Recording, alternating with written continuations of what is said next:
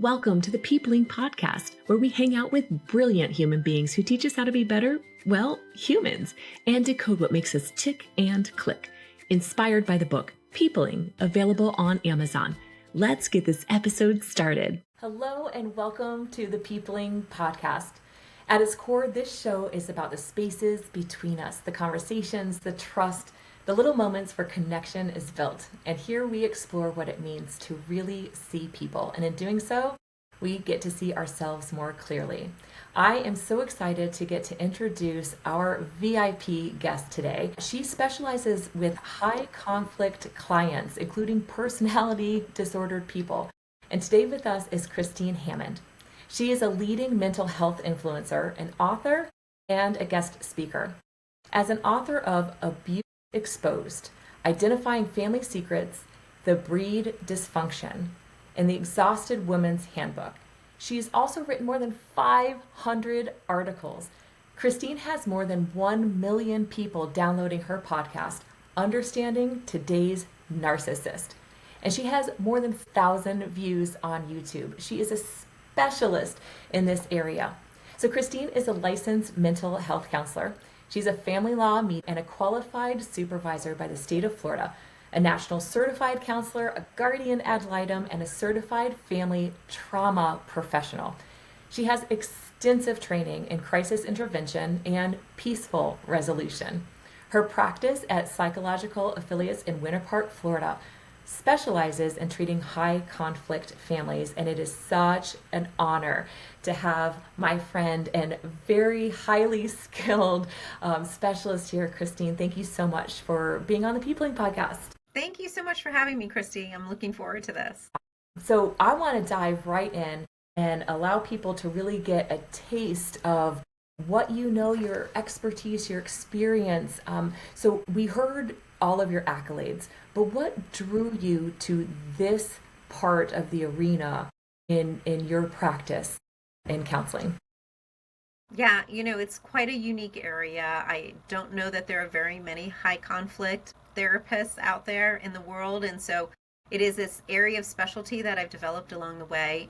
And the reason I got into it was quite simply, I was in my classes studying to be a counselor, and I remember I was talking to my professor at the time, and he asked me what I was going to major in, and I said, well, I was going to do marriage and family, and he's like, why are you wasting your time in that area?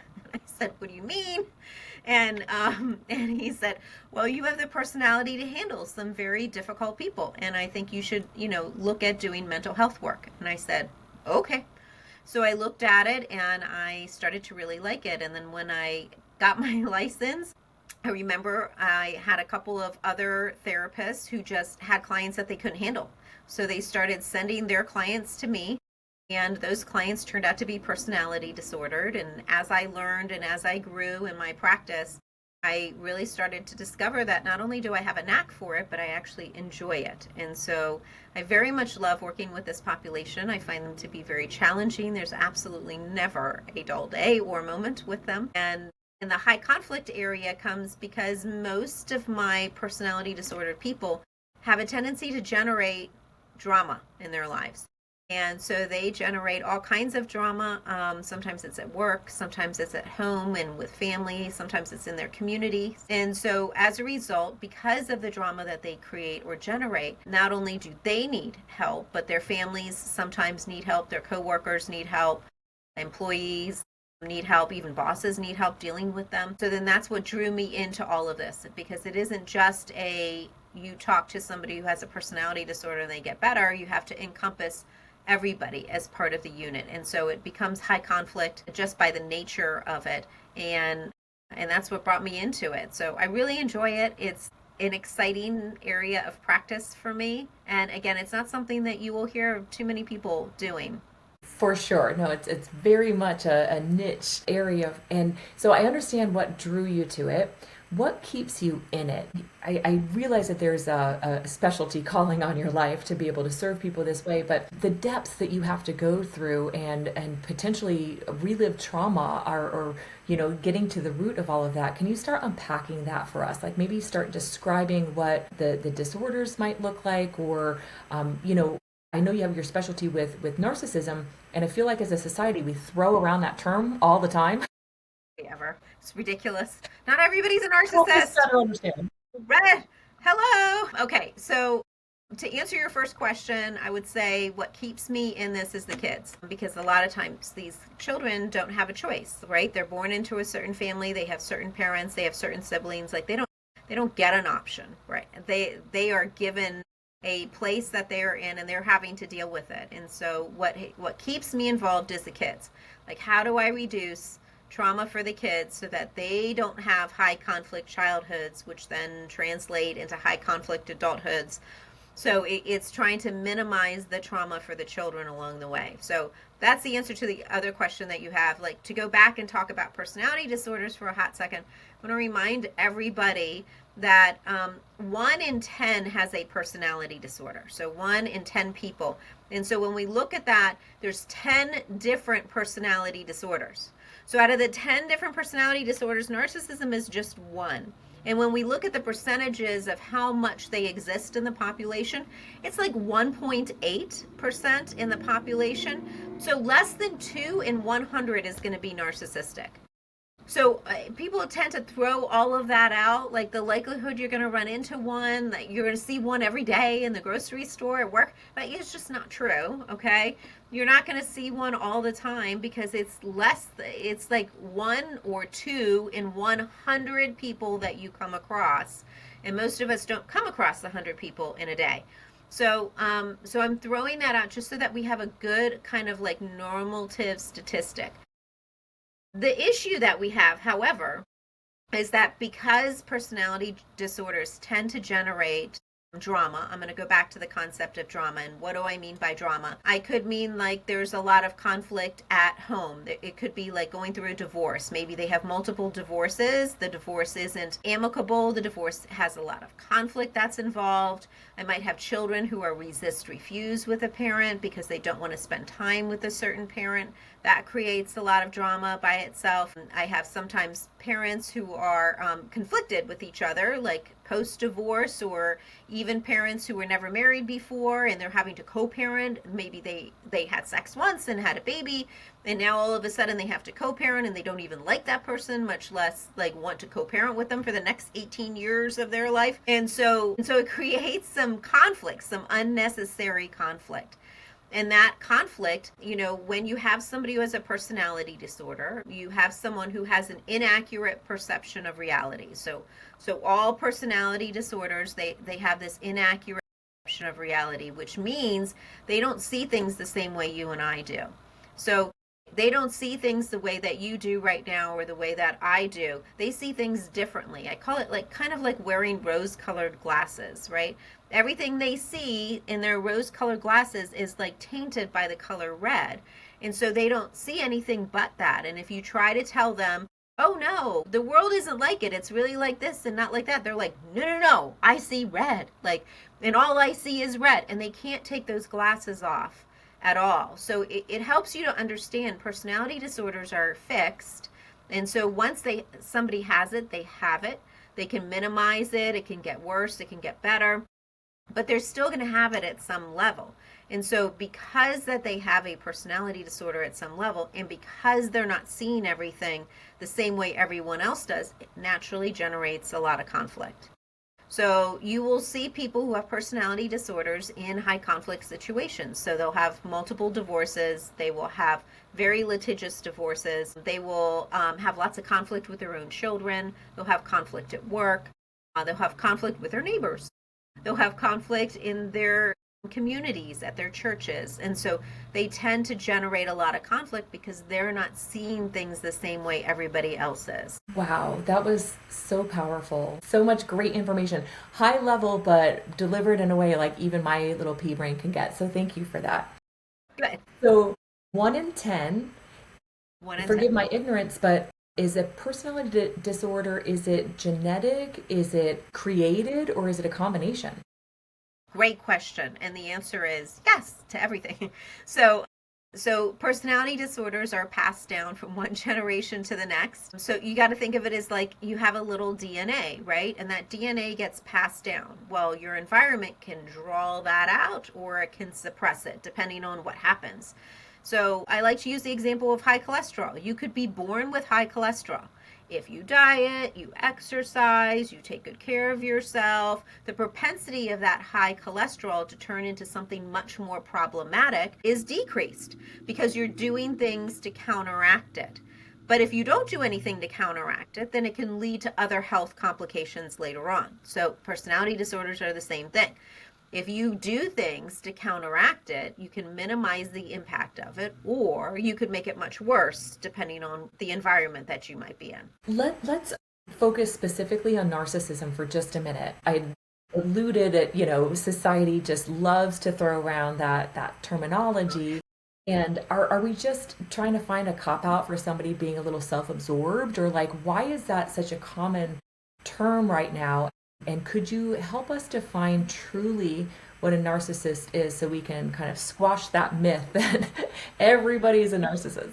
So first we have to start with like the difference between somebody who has a tendency towards a personality disorder and somebody who has an actual personality disorder.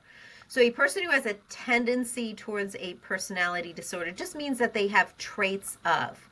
So they could be selfish, but not selfish at the level that you are personality disordered. They could feel like they're superior or better than other people, but also not at the level of a personality disorder. So you can have traits of narcissism without actually having narcissism. And some of those traits are actually celebrated in certain professions. So certain professions reward and celebrate people, right? We can think of like the media is the perfect example. For media personalities, somebody who is like very much cares about how they look and acting smarter and better than everybody else, and maybe even a little inferior to other people and stirring up all kinds of unnecessary conflict. We see this a lot in all of our reality TV shows. And so those kinds of people can be celebrated at sometimes. And it doesn't mean that they don't have like some level of success. So a lot of people who are narcissistic sometimes have a high level of success because they want to be the best. And they can't stand the concept that they are just ordinary like everybody else. So they'll do things on purpose to make sure that they are always seen as extraordinary and better than everybody else around them. So you can have the traits of this without having the personality disorder in and of itself. Only a psychologist through lots of testing can officially diagnose somebody with the disorder. So WebMD cannot diagnose anybody with narcissistic personality disorder. Don't be AIing traits and saying, oh, this is it. Like, none of those things you actually have to go through testing in order to make sure that you have the actual disorder itself. But you can have traits of it. So then to go back and add another layer to all of this, we have to talk about our current culture. Our current media-focused culture actually like encourages narcissistic behavior. So a person can have narcissistic behavior and be encouraged for that without the personality disorder itself. And so the reason why it feels like we're seeing a lot more is because our entire media is like promoting that kind of behavior, and they celebrate it. They give a lot of attention to it. And these people are naturally attention-seeking people, so they gravitate towards environments in which they can gain more attention. And then when they get more attention, they want more attention, and so then they do crazier things in order to get even more attention. And it just kind of like goes down that little spiral. So that's the reason why we have this, because we have a culture now that truly celebrates people, not always for what they accomplished, but how many people they can have viewing them on YouTube, or how many people that they can have on their follow list instead of an actual accomplishment. So that's the problem that we have right now in our culture that's actually celebrating it. That is extraordinary, and I see it. Thank you for spotlighting that. It's this performance of a persona, right? That's just gaining the views, which is also like hurting us too, right? That kind of behavior then shows up in households as if that's acceptable behavior. Well, why wouldn't it be acceptable? You're watching it on your computer, on your television or something, and it seeps into our little minds. And then somehow it's just interwoven into our society as if it's acceptable. It's crazy. Right.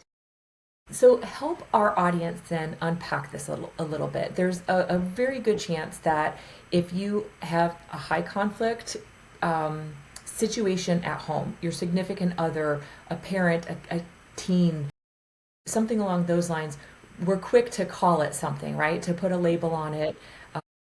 Our friends then honor the situation. Oh, yeah, you're dealing with a narcissist, or oh, yeah, a sociopath, or personality disorder, or whatever kind of labels we throw on it. I'd love to see what kind of tools that you can share with us today that could help us people better, right? We share a roof, or we share family ties, or maybe it's in the workplace. It could be anywhere around our lives. We're dealing with somebody who creates that conflict, who kicks up the dirt and makes the scene, has to be in the spotlight. We're dealing with somebody like that. How do we best live in perpetuity with these people? No, it's a great question, because it is very difficult to live with somebody who might be like this. And so let's take it in different environments, because I think sometimes that helps a lot. The classic is the narcissistic boss, right? You have a boss who's maybe narcissistic, they're super demanding, and they think they know everything, and they don't listen to advice, and they just kind of like do their own thing along the way. And they very demanding. The Devil Wears Prada was like one of the best movies ever for highlighting what this looks like. It's truly one of my favorite movies for this. So if you haven't seen that movie, I would highly recommend it, but it very much portrayed a narcissistic boss very easily. So that's kind of what you're looking for when you're looking at the narcissistic boss. So in situations like that, when you're in an environment, the idea is, if you have a boss that's like that, you're not going to get rid of it. Like leaving your job and going somewhere else, you're eventually going to run into it again. So the whole concept is, how do we learn how to handle it? How do we learn how to still be ourselves, be true to who we are, and not get caught up in their orbit, right, of everything that's going on? And so one of the ways that you have to do that, first of all, you have to recognize what's you and what's them. You got to separate out the two things. You got to make sure that you are not adapting or cloning or becoming like them to try to please them for whatever reason that is happening at the moment. So you got to make sure that you're not doing that. So take care of yourself first, right? And recognize what you have in front of you, accept the reality of what you've got. Stop trying to fight it. And then now you are the one that has to have perspective. You can't confront them and expect them to have perspective. It's not going to happen. You have to have perspective. And so you need to see for yourself, okay, what do I need to do? What does work? Does it work if I like just say hello to my boss every day, even though I don't really want to? And I just say, hey, how are you doing? Or, hey, like that shirt looks great on you today. What do I need to do on a daily basis in order to survive? And you will be surprised at how little teeny tiny bits and pieces of like attention for a narcissistic boss truly does work. Like it is one of those things that absolutely works. You don't have to do it all the time, like not every minute of every day, but at least like once a day, acknowledging who they are and acknowledging their importance, kind of settles down some of the tension. So that's one of the things that I give for advice in that area. The other thing is, you got to be careful, like you don't, as much as possible, you don't ever want to shame or embarrass your boss. So the other big thing for a narcissist is they hate to be embarrassed. So don't be embarrassing them in front of somebody else. Don't call them out in front of other people, and never, ever, ever do that. That's a big no-no. Don't call them out in front of other people. Don't shame them in front of other people. If you're going to make like some kind of teasing comment, make it be super light, very mild. Follow it up with something self-deprecating about you. Never try to elevate yourself over them, right? Constantly remember that balance that they like to have where they are superior over you. And if you remember these things, then that's a way of being able to survive in a work situation where you have to like deal with your boss who's narcissistic. Okay, so on to the home. If you find that you might be married to somebody who's like this, go to marriage counseling immediately. So if you're married to somebody that you think might be narcissistic, the first thing you got to do is double check that you're not misreading something or misunderstanding something, because sometimes unresolved trauma can look narcissistic and it's really unresolved trauma and not narcissism. So the best thing to do is to go into marriage counseling and have somebody who has another viewpoint, kind of looking at it from their perspective. And then you can ask them at some point in time, so do you think my spouse, like, try not to do this together because that would be a disaster. But like maybe you have a one-on-one session with your marriage therapist and you say, do you think that they might be narcissistic? And most marriage counselors maybe like they'll give you some kind of indication that way, or I see some tendencies, or I don't think they really are full blown. I think some of it's trauma, like, it's not as bad. So try hearing it from a third party, because that often helps.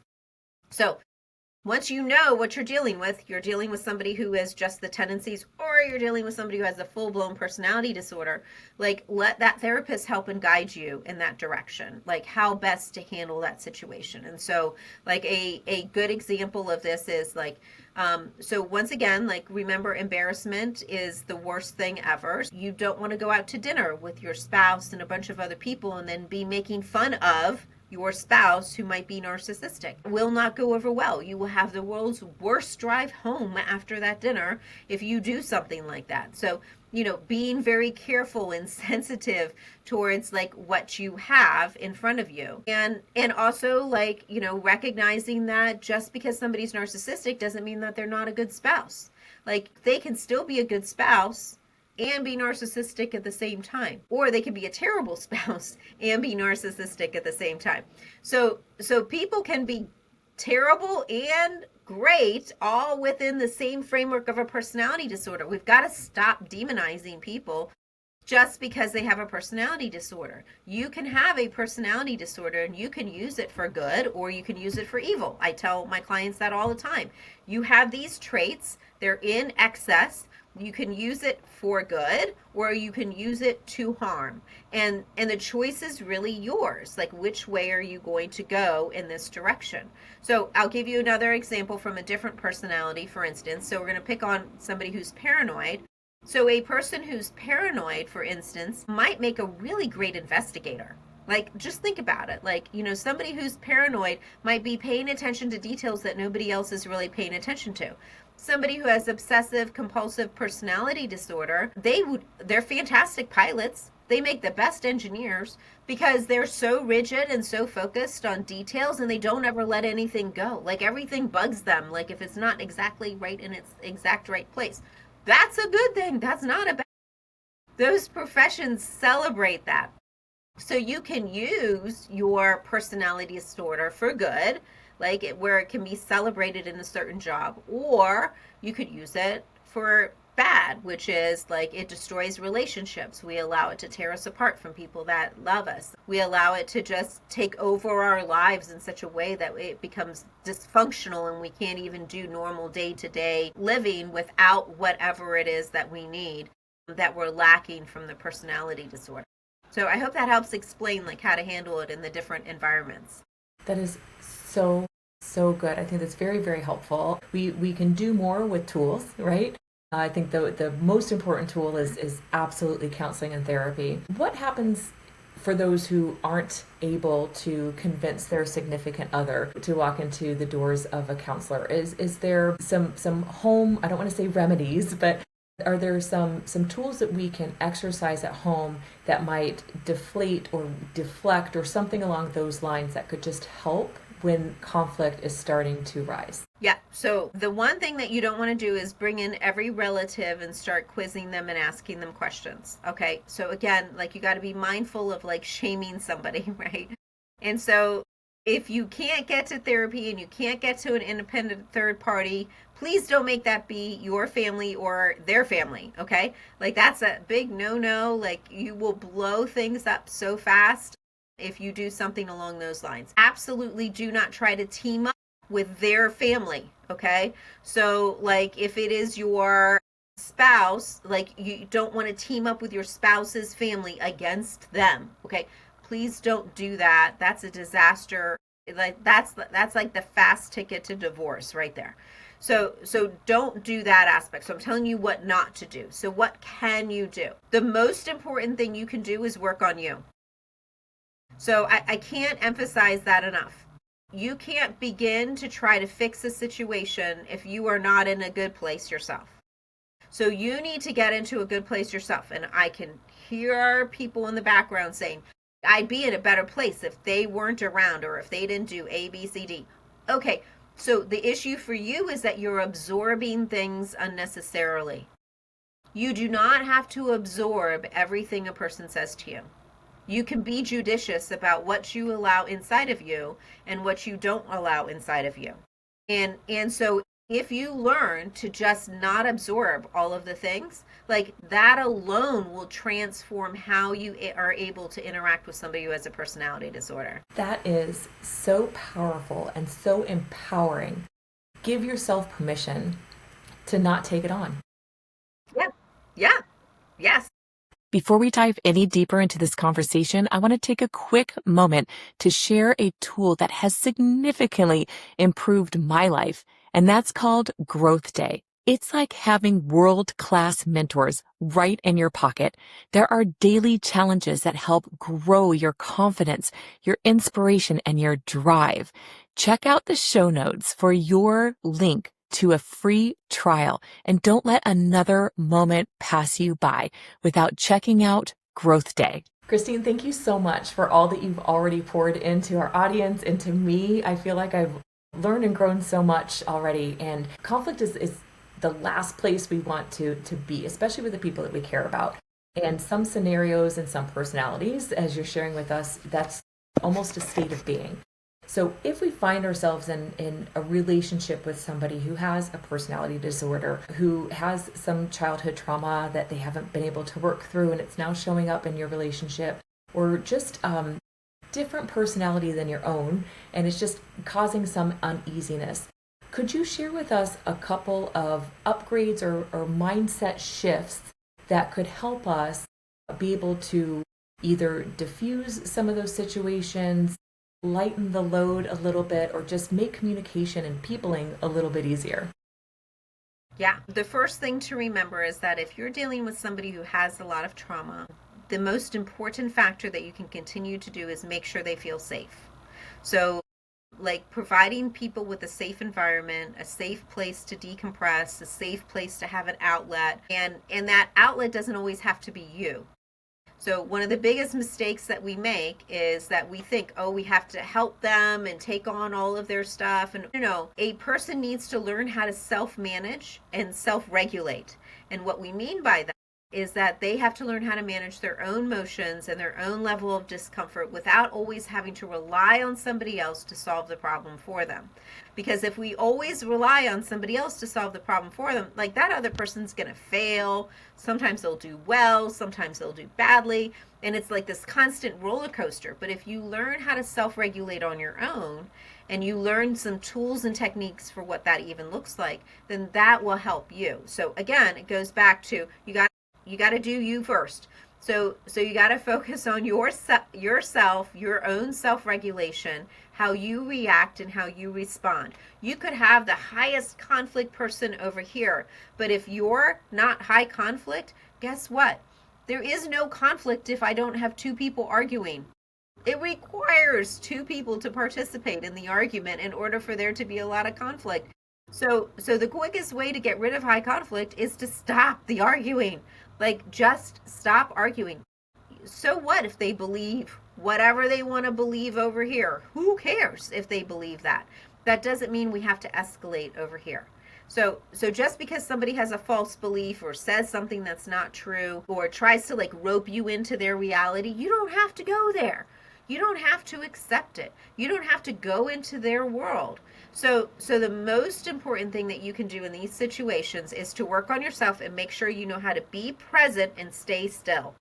So be present, stay still in the environment that you are, and learn how to self-regulate and manage yourself. When you do that, you now become much stronger. You feel more confident, and you'll know, okay, I know this part I'm going to engage, this part I'm going to disengage. I'm going to walk away here. I'm going to stay present there. And you are making decisions instead of reacting all the time. When you are making decisions and you're not reacting all the time, then you have more power over yourself and over your responses.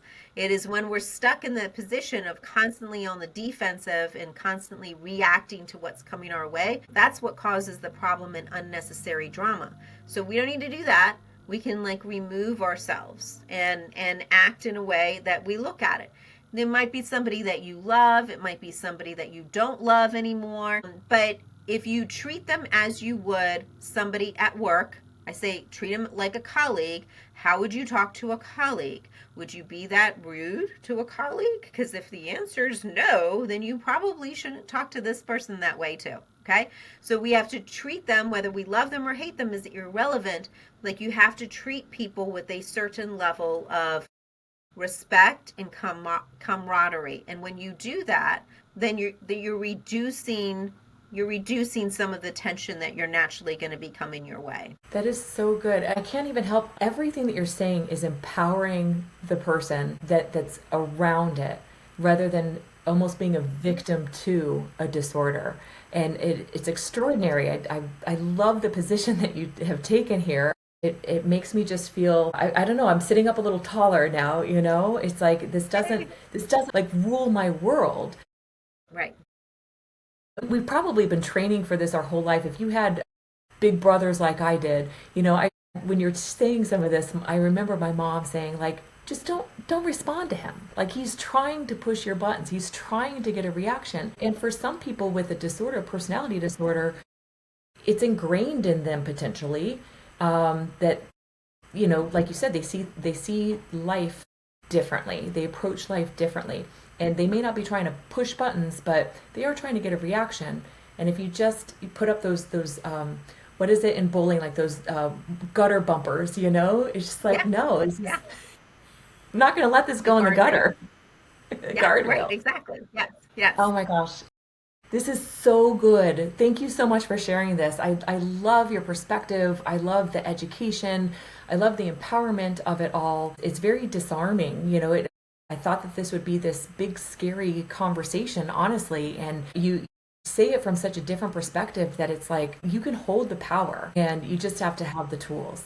Right? I love that. Exactly. That's going to bring us right into our finale here. And it's our Be the Change challenge. So part of what we're up to here is we want to find ways to make a difference with the people around us and the people in our world. So if you could have our listeners do just one thing this week that could improve their human connection, what would that be? I would tell them if they're going to confront, use the sandwich method. Compliment, confront, compliment. That's what the sandwich method is. So you have an issue that you want, you know what the confront is. You have an issue you want to confront somebody with. You make sure you have a compliment on the front end of that. Then you do the confrontation, and then you do a compliment on the back end. And make sure it's like one sentence, not a paragraph, not a dissertation, and some like bogus compliments on the front end and back. No. It has to be one. So pare it down, like make sure you know what the confront is that you want to do, so that you've pared it down to like I call it bottom line it. Just bottom line it for me. Get to the absolute basics of it, and then have that be there, and then do a compliment on the top and a compliment on the bottom. And so that would be my challenge, is that when you have to confront somebody, try that method out. See what it looks like. See how that feels for you to do that. You will find that a lot of times people just take it really well, actually very well, when they hear confrontation that way.